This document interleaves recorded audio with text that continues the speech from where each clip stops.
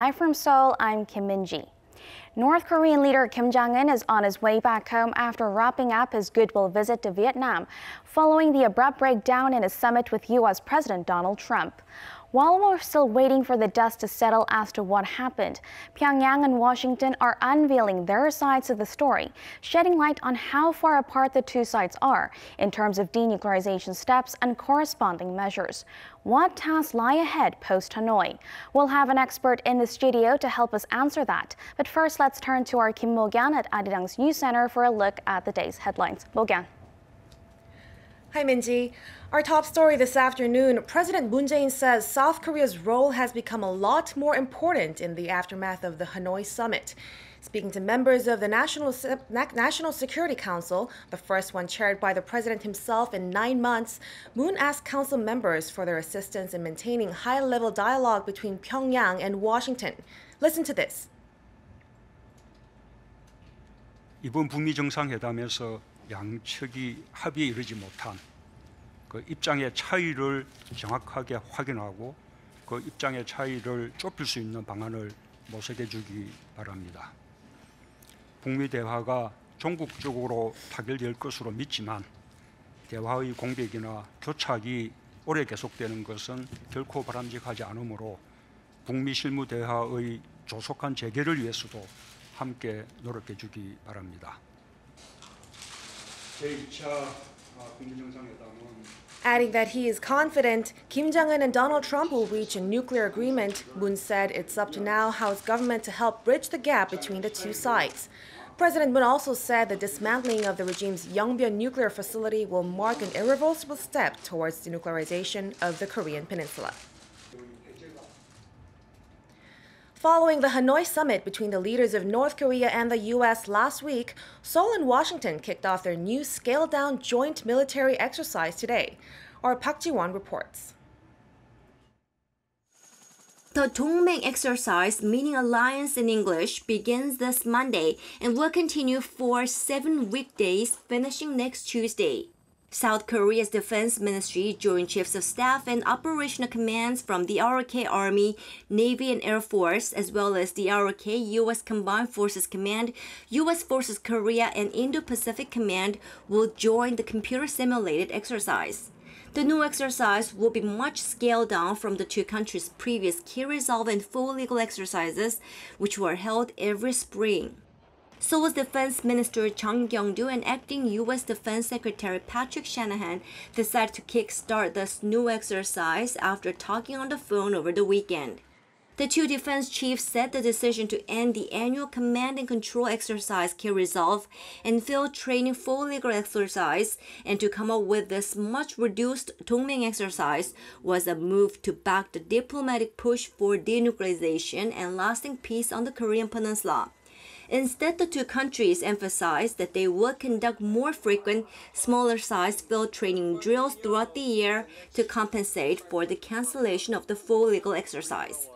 Amid ongoing negotiations between Pyongyang and Washington, South Korea and the U.S. have canceled or downsized a number of major joint exercises, including Ulchi Freedom Guardian and Vigilant Ace last year. On Sunday, South Korea's chairman of the Joint Chiefs of Staff Park Han-gi and commander of U.S. Combined Forces Command Robert Abrams said in a joint statement that conducting military exercises is very important to maintain combat readiness, stressing they are indispensable in strengthening the alliance. South Korea and the U.S. did not reveal the specific number of troops joining this exercise. Park Ji-won, Arirang News. And U.S. President Donald Trump also wants to scale down joint military exercises with South Korea, saying that they cost the U.S. too much. Hyeonwoo explains. With South Korea and the U.S. sharply downsizing their large-scale joint military exercises, President Trump is citing the drain on funds for the reason behind the decision. In a tweet Sunday, Trump said the move will save the U.S. hundreds of millions of dollars, adding that this was his stance long before he even became president. President Trump added that scrapping military exercises is a good thing as it reduces tensions with North Korea. The two eliminated joint exercises, Key Resolve and Fall Eagle, have been harshly criticized by the regime over the years. Sunday's remarks aren't the first time President Trump has pointed out the cost of the joint military drills. At the press conference on the second day of the Hanoi summit that prematurely wrapped up after Pyongyang and Washington failed to reach a deal, Trump complained about the amount of money the U.S. spends on the joint exercises. I mean, we spent hundreds of millions of dollars on those exercises, and I hated to see it. I thought it was unfair. And frankly, I was sort of the opinion that South Korea should help us with that. You know, we're protecting South Korea. I think they should help us with that. U.S. National Security Advisor John Bolton backed up his boss in an interview with CNN on Sunday. He said canceling the joint military exercises is not something new, but it's a continuation of President Trump's decision following the Singapore summit last June. Hyeonwoo, Arirang News. South Korea's National Assembly will soon be back in business after being stuck in limbo for 2 months. The floor leaders of the country's 3 main political parties met Monday and agreed on the need to open the March session due to a stack of items they have to deal with.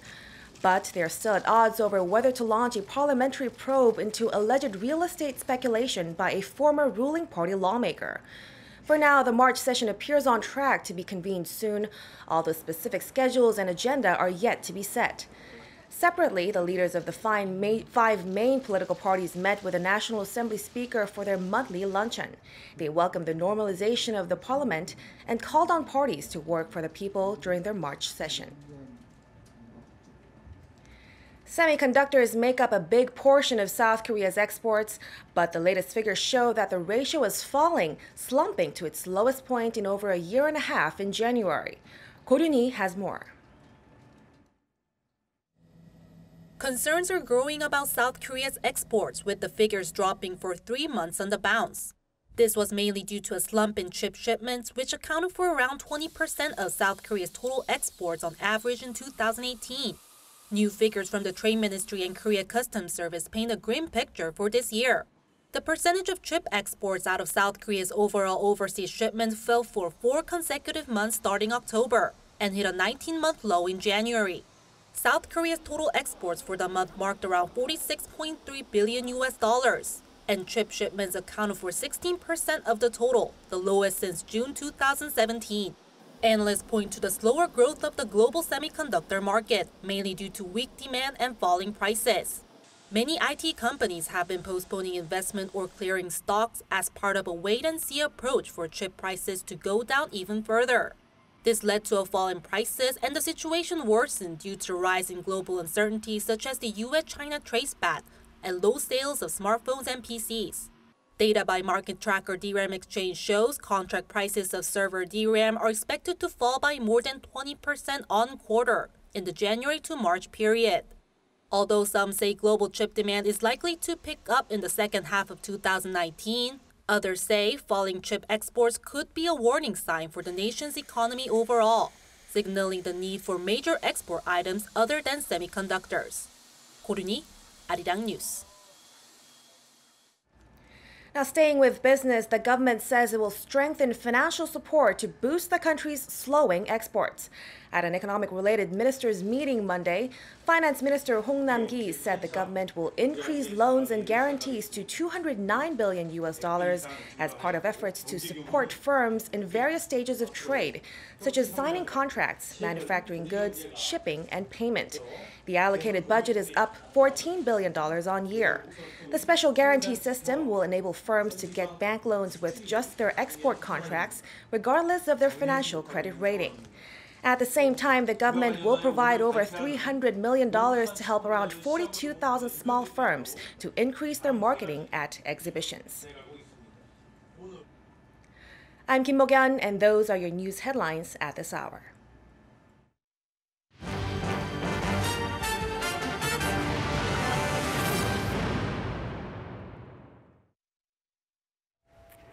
North Korea and the U.S. both had differing reasons as to why the Hanoi summit last month fell through, and Trump's top security advisor believes his boss did the right thing to walk away from a deal that wasn't in the best interest of Washington. Kim Yo-sun reports. White House National Security Advisor John Bolton is defending President Trump from criticism that his second summit with North Korean leader Kim Jong-un in Hanoi was a failure. Speaking with CBS Face the Nation on Sunday, Bolton said President Trump had a successful summit in terms of protecting and advancing America's national interest. Well, I don't consider the summit a failure. I consider it a success defined as the president protecting and advancing American national interest. There was extensive preparation for this meeting, extensive discussions between the president and Kim Jong-un, and the issue really was whether North Korea was prepared to accept what the president called the big deal, which is denuclearize entirely. Under a definition the president handed to Kim Jong-un, and have the potential for an enormous economic future. During an interview with Fox News on the same day, Bolton also said President Trump gave a, quote, big deal document to North Korean leader Kim Jong-un. He explained that the document, written in Korean and English, describes the details of what the U.S. is asking from the North, as well as the regime's potential for economic growth. Bolton also stressed President Trump is still optimistic about future dialogue with the regime, which he said differentiates Trump from former U.S. presidents. Saying the North came to the negotiating table due to crippling economic sanctions imposed by the international community, Bolton said Washington will continue to apply such pressure until Pyongyang abandons its nuclear weapons. Hyeonwoo, Arirang News. And for more, we have Professor Song Jae-ryun from Kyung University joining me in the studio today. Welcome to the program. Good to be here. So like we heard in the report, U.S. National Security Advisor John Bolton has said that President Trump had suggested a big deal to North Korean leader Kim Jong-un. Now, he also said the complete denuclearization means includes its ballistic missile program as well as chemical and biological weapons. What do you think this big deal entailed? Right. Bolton, as you know, is a leading skeptic of the North Korea's intentions and also very hawkish about this whole situation. So the way it described seems like they want the denuclearization now. And it includes, as you described, a complete denuclearization and the shedding of all the weapons that they have. But from North Korea's point of view, they are not ready to accept that speed, I guess. They essentially wanted a Yongbyon dismantlement with the lifting of sanctions. I think that would have been a pretty weak suggestion from the North Korea, but at the same time, if you look at the U.S.'s big deal proposal, that's something that North Korea cannot accept at this point, because, you know, North Korea will be around even long after Blue House has a new president and White House has a new president. So North Korea, at the minimum, will probably want some assurance of the regime that will not end up Kim Jong-un being like Gaddafi. So Bolton also called North Korea's concession involving the shutdown of the Yongbyon nuclear complex very limited. In exchange for the lifting of sanctions. In your view, what's Yongbyon like as a bargaining chip? Well, I think the two sides have their own rationales, I think. From the U.S.'s point of view, okay, Yongbyon is a facility that is outdated at this point, maybe a limited value, so it's at best a symbolic value.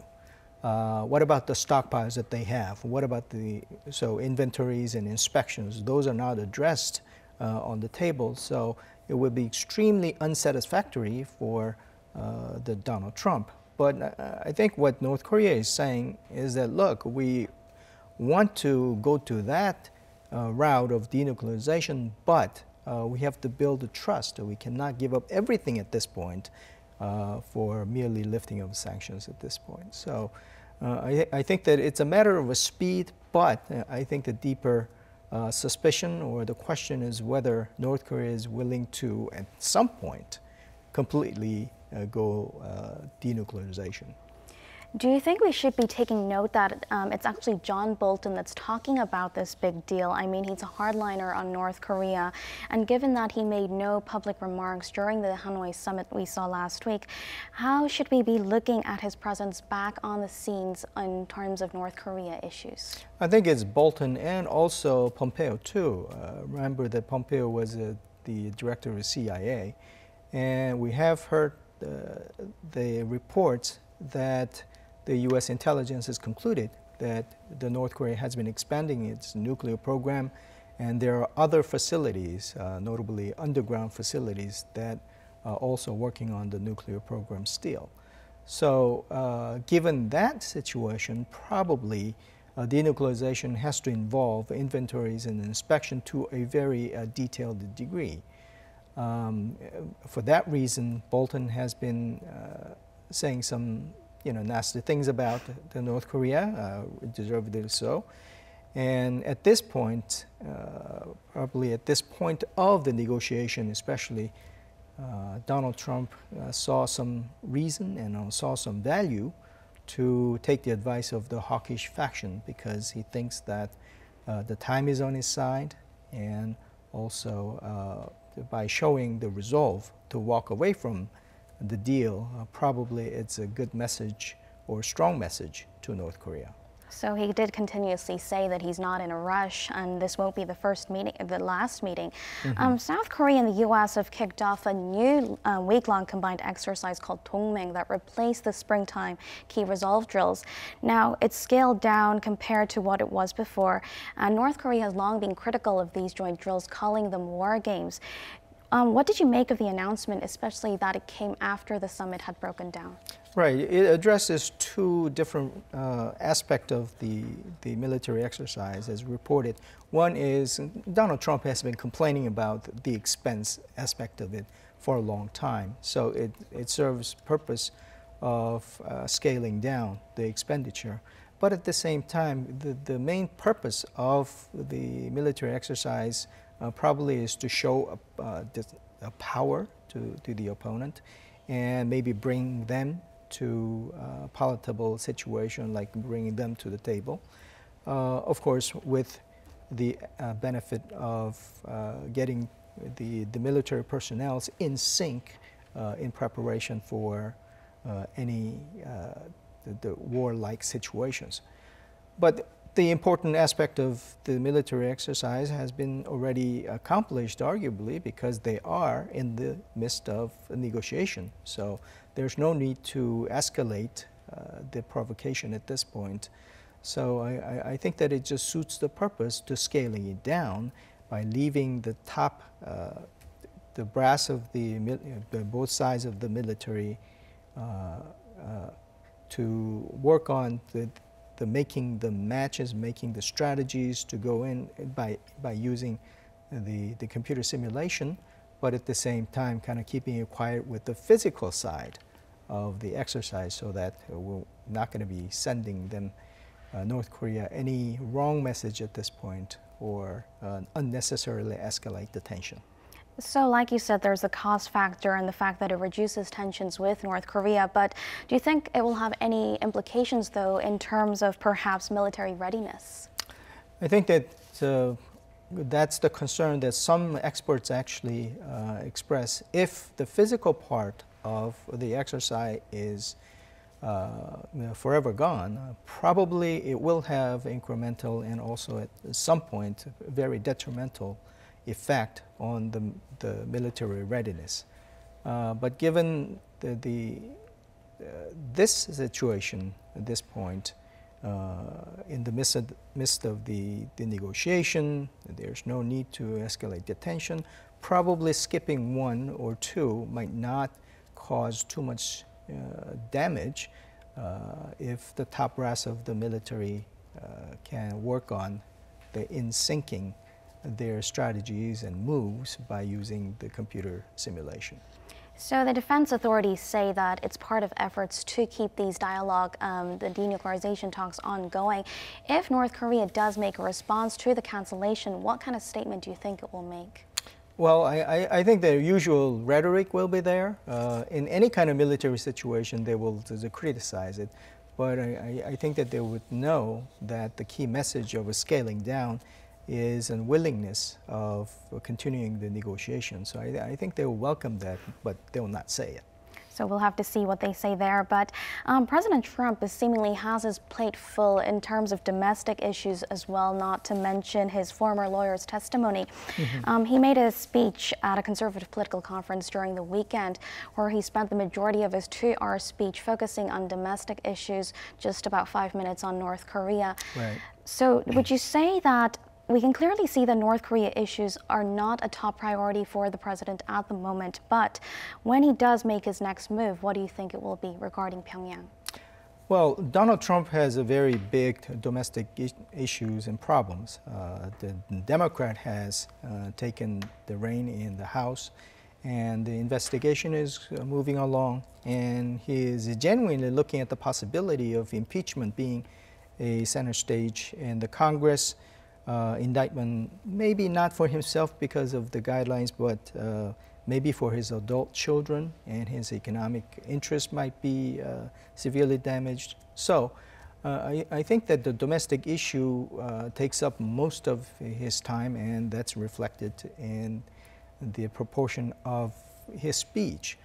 But at the same time, because of that, I think Donald Trump at some point would like to have a big win, like securing a world peace by having a successful negotiation with the North Korea, because he has been saying that you cannot impeach your president if the president is doing a good job. And one of the good jobs he would rattle out would be, I secure the world peace by having a successful negotiation. So if you look at it from that point, Donald Trump could not have accepted North Korea's proposal of a Yongbyon for the lifting of the sanctions because it is too weak. He would rather look for a substantial deal to come down the pike so that he can waive it in front of those critics. And if the domestic situation gets worsened, probably that will be one of the escape hatch that we will have. So he is interested in winning the Nobel Peace Prize. What move do you think Kim will make next? Do you think you will see him warming up to his neighbors a little bit more, turning to China or possibly South Korea? I think that all those routes would be in his plate. I think he will lean more on the moon, and expect the moon to play the role that he has been playing by making a kind of a peacemaker, and China, by having China as an alternative or the kind of white knight has been very important for North Korea, so it'll continue with that. But I think that what North Korea would do is look at what is happening in the domestic situation of the U.S. because the Donald Trump's willingness to get into or look for a big result or a deal would escalate if his domestic situation worsens. So I think he would carefully look for an opportunity where he and Donald Trump will kind of cooperate to scratch each other's back for lifting of sanctions on the north side, but giving Donald Trump, in exchange for that, giving Donald Trump a big win to escalate or elevate his status in the domestic stage in the U.S. So we now know how far apart Washington and Pyongyang are in these denuclearization talks, and it's without a doubt South Korea has a much important role in mediating or facilitating these talks going forward. Now, President Moon convened a meeting of the National Security Council on Monday where he stressed the importance of Seoul's role once again, and he called on his aides to draw up measures that could possibly close the gap between the two sides. How do you think, what sort of move do you think he will make going forward? Well, I think his role would be very important, continuously important, but the characteristics of what kind of role he could play would be a little bit different, I think. What I mean by it is that now that because of the setback that we have, the added kind of advantage that we have, if you look for silver lining, is that the big issue or the core issue has been crystallized. And that issue has to do with the trust, but also at the time, what kind of roadmaps we have to address the complete denuclearization, but at the same time building up the trust. which I think requires a very careful and laborious amount of work to have the roadmap that can be acceptable to North Korea and the U.S. From North Korea's point of view, he has to be satisfied with the peace regime or the security regime that he's handed to, even without regard to whoever is in Blue House, whoever is in White House going down in the future. So that kind of specificity and that kind of detailed roadmap, I think it requires a lot of time spent from the working groups, a lot of time poring over the details. And that is something that President Moon can suggest, President Moon can work on, so that he can satisfy both sides to come to the table again. So heavy shoulders for South Korean President Moon Jae-in. And that's all the time we have for today. Thank you for your insights. Thank you. And that's where we wrap things up today. Join us again tomorrow at the same time. But in the meantime, stay tuned to Arirang for all the latest updates. Thank you for watching and goodbye.